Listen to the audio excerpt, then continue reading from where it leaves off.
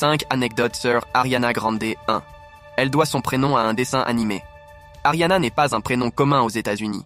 Ses parents se sont en fait inspirés de la princesse Oriana dans le dessin animé Félix the Cat.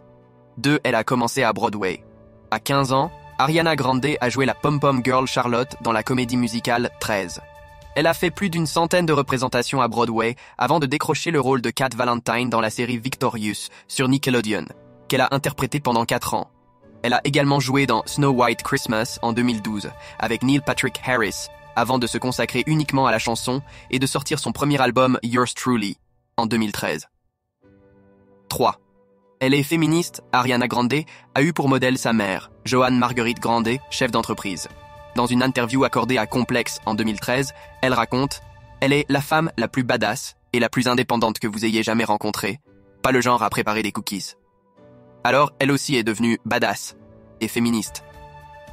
En 2015, elle a notamment écrit un texte dénonçant la misogynie et les doubles standards dont sont victimes femmes dans les médias et sur les réseaux sociaux. J'en ai marre de vivre dans un monde où les femmes sont la plupart du temps mentionnées comme étant la propriété passée, présente ou future d'un homme, décrivait la jeune femme, alors âgée de 21 ans. Je n'appartiens à personne et vous non plus. Elle ajoutait « J'ai hâte de vivre dans un monde où les gens ne correspondent pas uniquement à la personne qu'ils fréquentent, qu'ils ont épousée ou avec qui ils couchent. » Une preuve de plus de son féminisme.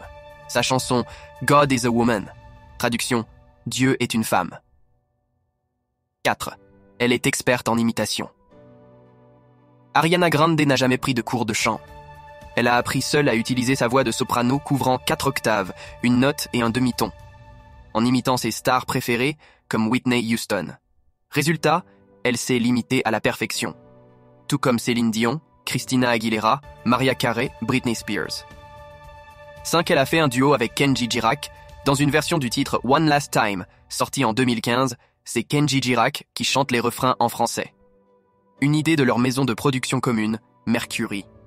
Si le chanteur français et la chanteuse américaine ne se sont pas rencontrés en studio, ils se sont retrouvés sur la scène du Zénith de Paris en mai 2015, pendant la tournée Honeymoon Tour d'Ariana Grande, pour chanter ensemble.